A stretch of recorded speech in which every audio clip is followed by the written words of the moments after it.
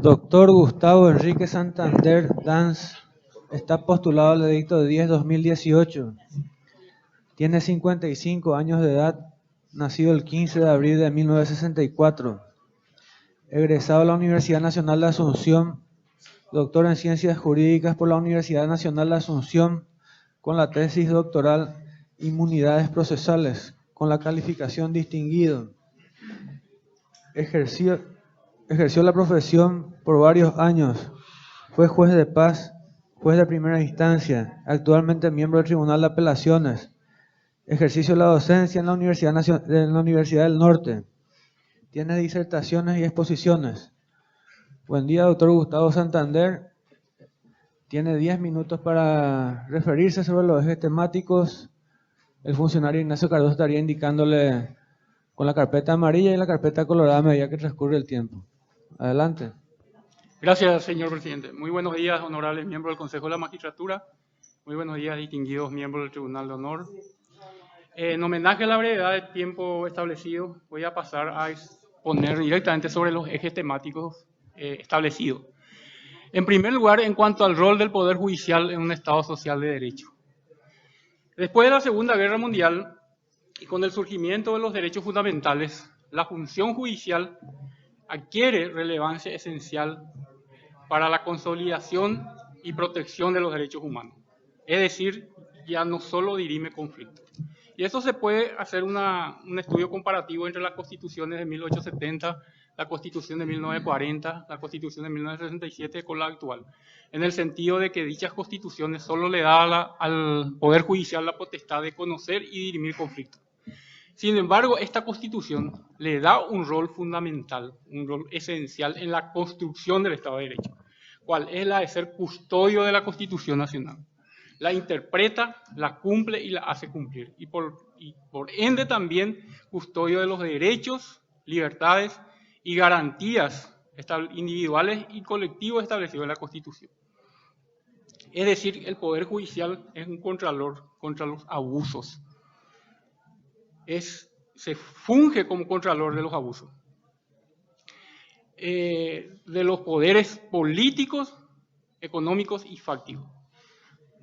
La función judicial surge como una limitación a los poderes políticos. Cumpliendo con dicha función, legitima el Estado de Derecho.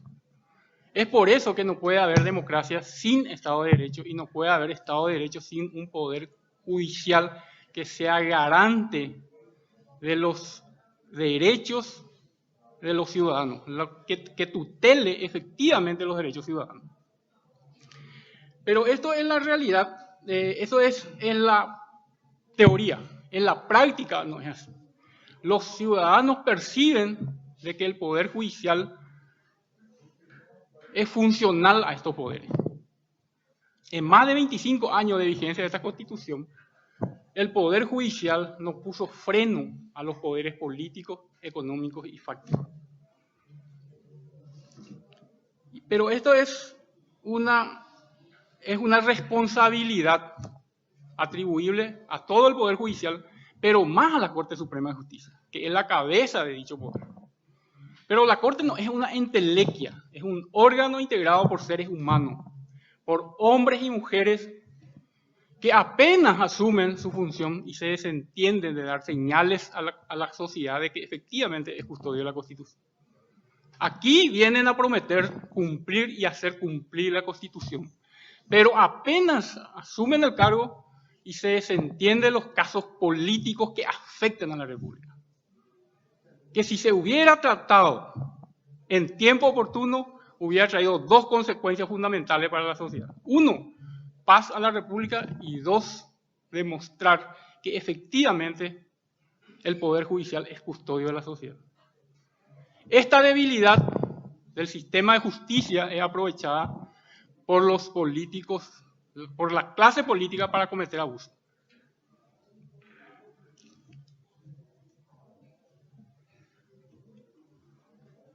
Pero esto, muchos critican esta situación, pero es algo atribuible a los hombres o a los ministros de Cortes que integran la Corte. ¿Por qué? Porque se inhiben sin expresar siquiera las razones de su inhibición. Se limitan a poner una providencia que dice no acepto, y con lo cual genera una cadena interminable de inhibición, con lo que se produce la extinción de las grandes causas. Nosotros, que estamos en la Cámara de Apelaciones, prácticamente somos los que resolvemos los casos. Los ministros de Corte, en una de 2 años que yo estoy en la Cámara, apenas ellos aceptan el 30% de los expedientes. El resto se integra con miembros de Cámara de Apelación.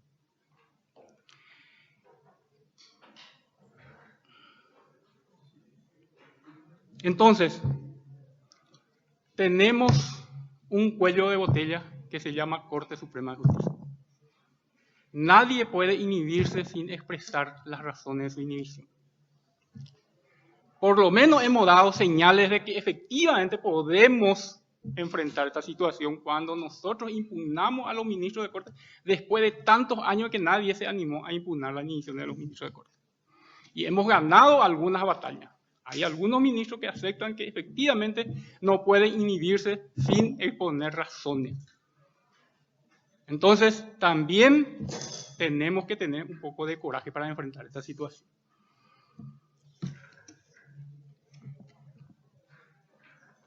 Hoy los estados se justifican en la medida en que buscan mejorar la calidad democrática de sus habitantes. O sea, los estados no se justifican por la razón de estado, por ser un estado potente, sino porque busque mejorar la calidad democrática de sus habitantes.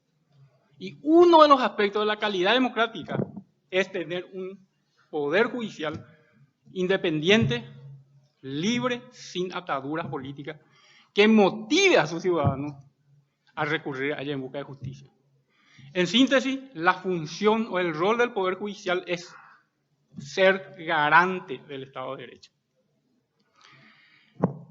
En cuanto a la autarquía presupuestaria, en la independencia del Poder Judicial y su autarquía presupuestaria, uno de los aspectos de la independencia es la suficiencia en materia de recursos para proseguir los fines constitucionales. Si bien la Constitución establece un mínimo de 3% que se le asignará al Poder Judicial, en la realidad tampoco es así.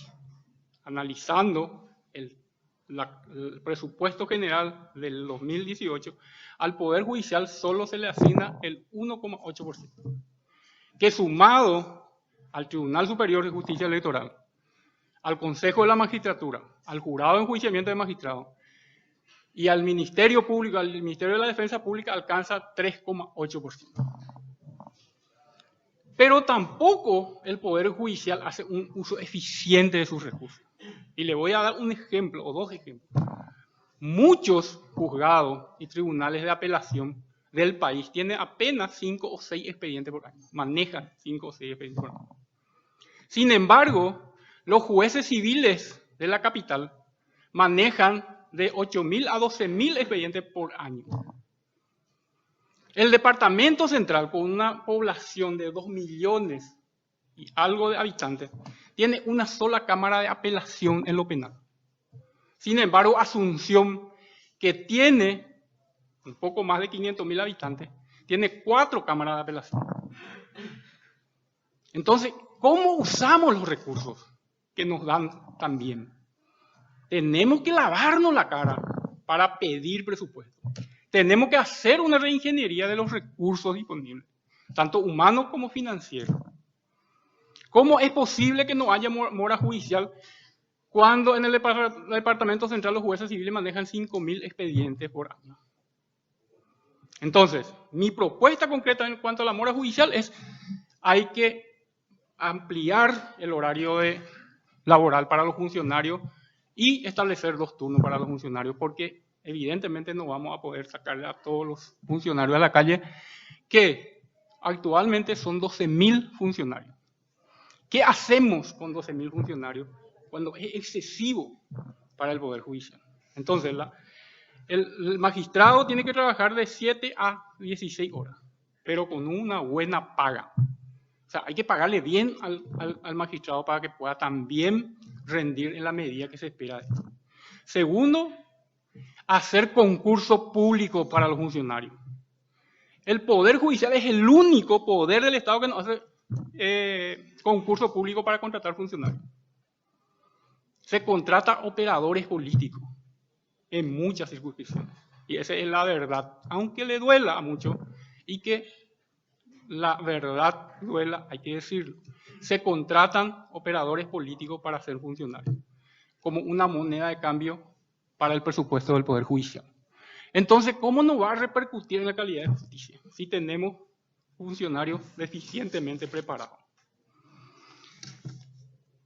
Mi vida profesional ha estado siempre comprometida con la defensa de los derechos humanos y los valores democráticos.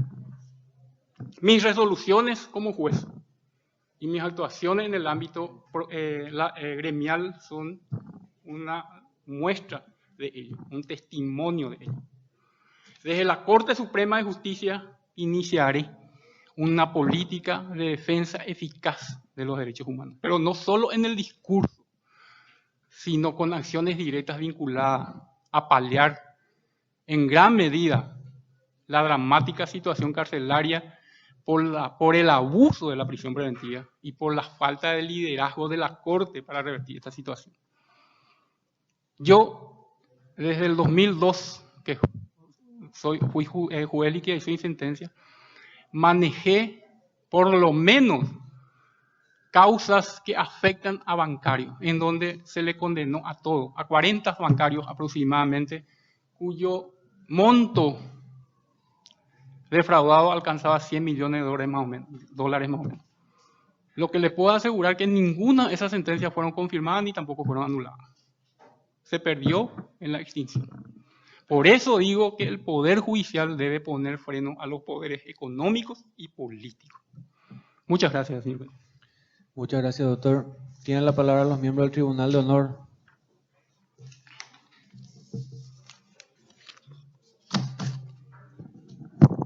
Doctora. Tenemos consulta de auditorio, doctor. Sí. Gustavo Santander. ¿Cómo va a combatir la mora judicial? Bueno, ya expresé uno de los modos es que hay que hacer una reingeniería de los recursos financieros y humanos. Es imposible para el juez materialmente que pueda manejar tantos expedientes y que pueda expedirse en tiempo oportuno. Por eso digo que hay que llamar a concurso a los funcionarios para contratar. Segundo, extender el horario de atención y hacer un doble turno para los funcionarios y a los jueces también fijar un horario de 7 a 16 horas.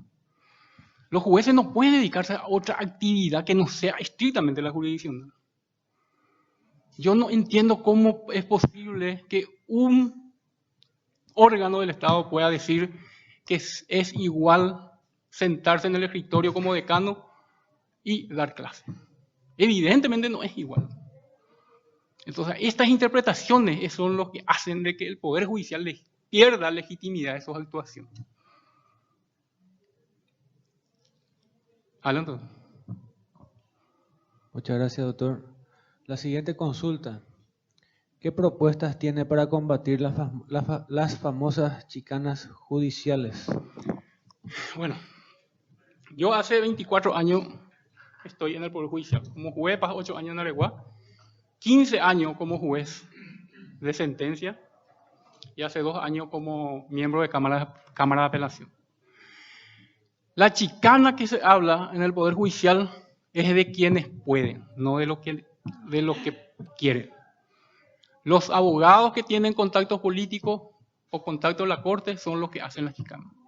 Y aparte hay un proyecto para combatir la chicanería en el Poder Judicial. Hay un proyecto de ley elaborado por la Comisión Mixta de la Corte Suprema de Justicia, cuyo autor intelectual es el doctor Pedro Mayor Martínez. La siguiente consulta. ¿Cuál es su postura en cuanto a la implementación de la querella conjunta autónoma en el proceso penal? No, yo estoy completamente de acuerdo de que se implemente la querella autónoma porque es uno de los modos de impedir el acceso a la justicia a las víctimas. La víctima tiene el derecho de conseguir justicia por su propio medio si es que el Ministerio Público abandona la persecución penal. Gracias, doctor. La siguiente consulta. ¿Cuál es su opinión sobre la certeza constitucional? Ese es un invento, creo que, de la Corte. Vamos a ser sinceros. Es cierto, la Corte Suprema de Justicia tiene la potestad de declarar la certeza constitucional. Pero hay dos modos de llegar a la Corte, por acción y por excepción. No hay otro modo que establezca la Constitución que se pueda llegar a la Corte, pero no con una declaración de certeza directa. Muchas gracias, doctor. La siguiente consulta. Usted, cuando fue presidente de la ASO de Magistrados del Paraguay, acusó a los ministros de la Corte Suprema de Justicia de tener feudos. ¿Puede explicar las razones? Bueno, en el 2013 nosotros remitimos una nota como presidente de la Asociación de Magistrados Judiciales del Paraguay de que efectivamente, y es algo que también hay que reformar en la Corte. La Corte no es integrado por 9 miembros en compartimientos estancos. La Corte es un órgano colegiado que tiene que sentarse a discutir. ¿Por qué nosotros decimos que era feudo? Porque en el interior cada ministro tiene una circunscripción del cual es responsable. El juez directamente le responde al ministro. ¿Por qué? Porque el ministro es el que tiene que dar el visto bueno para su confirmación. Entonces se produce una dependencia del juez con el ministro de la Corte. ¿A quién recurre el magistrado para su nombramiento? Al político de la zona, que es el que es más fácil llegar a los ministros de Corte que el magistrado a un ministro de Corte superintendente.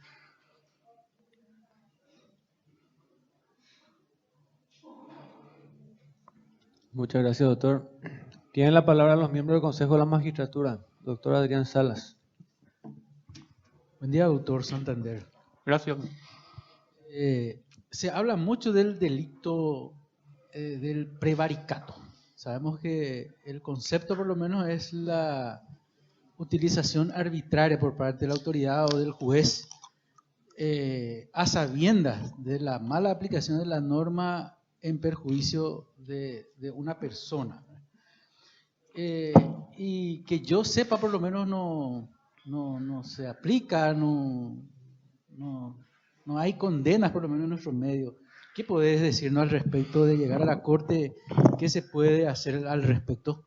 Bueno, en primer lugar, hay que reconocerlo. O sea, está establecido en el Código Penal la figura del prevaricato, que dice el que favoreciera a una de las partes. Evidentemente, el juez tiene que favorecer a una de las partes en su resolución. Lo que no se cuestiona, no se cuestiona en el prevaricato la resolución del juez. Lo que se cuestiona es una circunstancia fáctica que castiga en la connivencia entre el juez y una de las partes. Por eso es una cuestión más procesal de prueba de que cualquier otra cosa. O sea, evidentemente un juez puede ser sometido a proceso por dictar una sentencia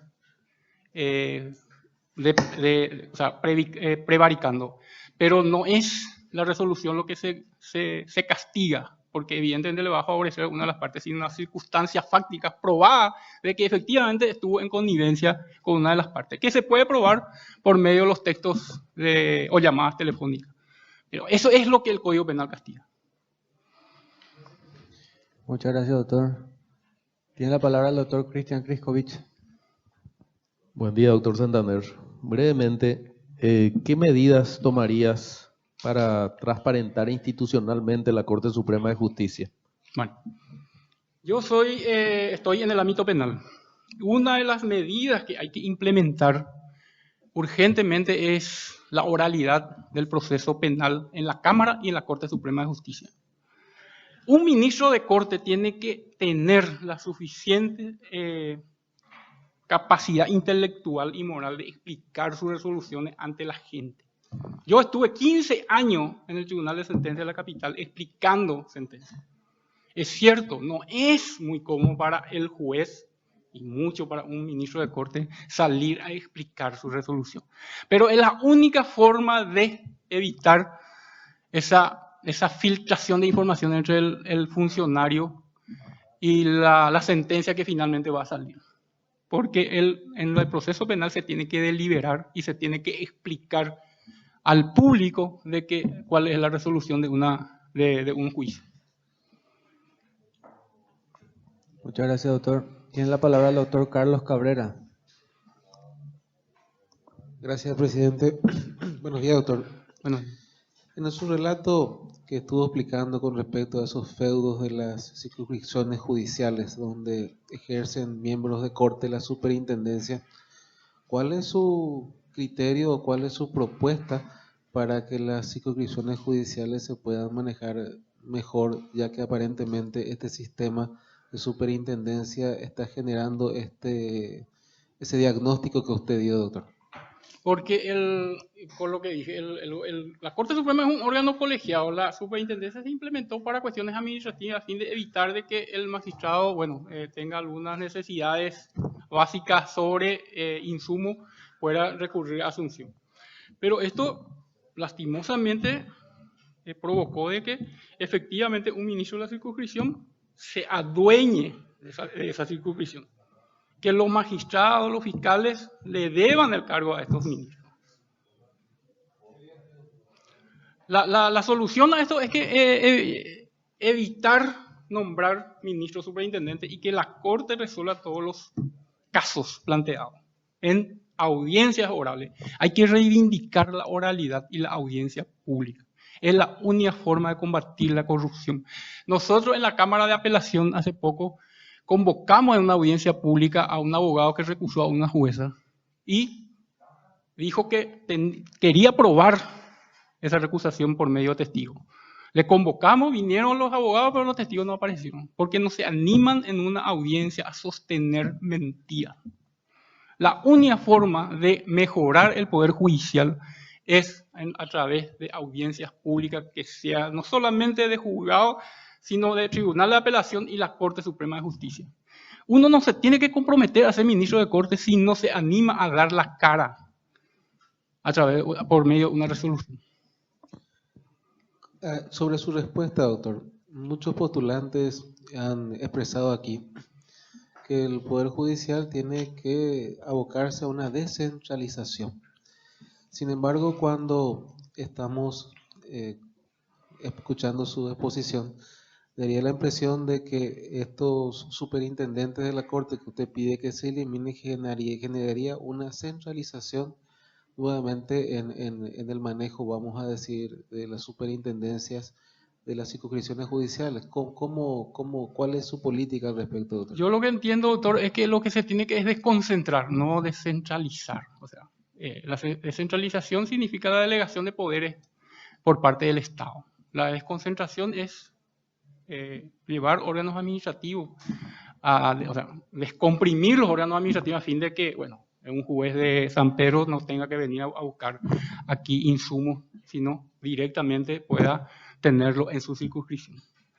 Una cosa es el poder de dependencias que se genera sobre los magistrados. Y eso es lo que se cuestiona al final. Pues yo fui presidente de la Asociación de Magistrados Judiciales por 4 años y recorrí todo el interior del país. Y he hablado con todos los magistrados y uno de ellos que fue destituido, le pregunté, ¿cómo es posible que usted pueda hacer lugar a 55.000 hectáreas, hacer lugar a un sucapión de 55.000 hectáreas? Y me dijo, porque el ministro superintendente me pidió. Entonces, yo me debo a que la confirmación, mi confirmación le debo. Entonces, eso es lo que genera la crítica de la ciudadanía al Poder Judicial. Muchas gracias, doctor. Tiene la palabra el diputado nacional Roberto González. Muy buenos días, Buenos días. doctor Gustavo Santander. Una sola pregunta. Probablemente por el poco tiempo que le concedemos para exponer sobre los ejes temáticos, usted se refirió más a la autarquía más que a la independencia del Poder Judicial. Si es que hay algunos factores que conspiran contra la independencia del Poder Judicial, a su criterio, ¿cuáles son? ¿Cuáles son las razones de esos factores que conspirarían contra la independencia del Poder Judicial? Si es que lo cree que hay, pero si no, bueno, no hay nada que responder. E inmediatamente yo voy a ampliar un poquitito mi pregunta, pero va a depender de su respuesta. Muchas gracias. Bueno, en primer lugar, yo creo que la Constitución Nacional establece la independencia del Poder Judicial y también de los magistrados. Y depende mucho del ser humano ser independiente. Yo no conozco un país cuyo ministro de corte no sea designado por medios, o sea, a través de los políticos. Ustedes conocen en Estados Unidos, el presidente de la República es el que propone al ministro de corte, al Senado y el gobernador que designa. O sea, la Corte Suprema de Justicia es un órgano político por excelencia. Lo que acá se está en contra es partidizar. La cuota o la repartija de cuotas partidarias es lo que la gente le produce rechazo. Por último, doctor, en toda su respuesta, da la impresión de que el único factor que eventualmente conspiraría contra la independencia de la Corte, del Poder Judicial o de la magistratura serían los elementos políticos partidarios. Pero quiero creer que eso no es así en exclusividad.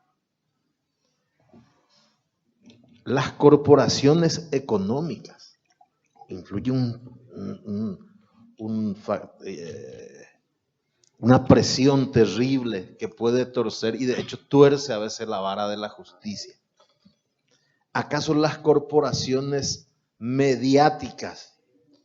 Hoy día al juez le es mucho más cómodo mirar un poco cómo está el amperímetro mediático y de acuerdo a eso fallar.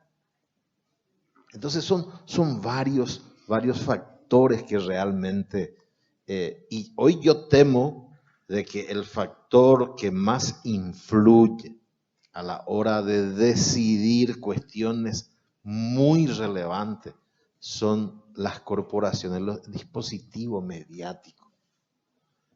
Para mí, el juez valiente es el que se opone a los dictados de la clase política partidaria y o al dispositivo mediático. No importa qué va a decir tal diario, no importa qué va a decir tal radio, no importa qué va a decir tal director.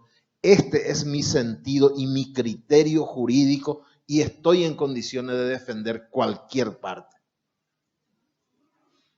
Ese tipo de ministro de corte, ese tipo de juez.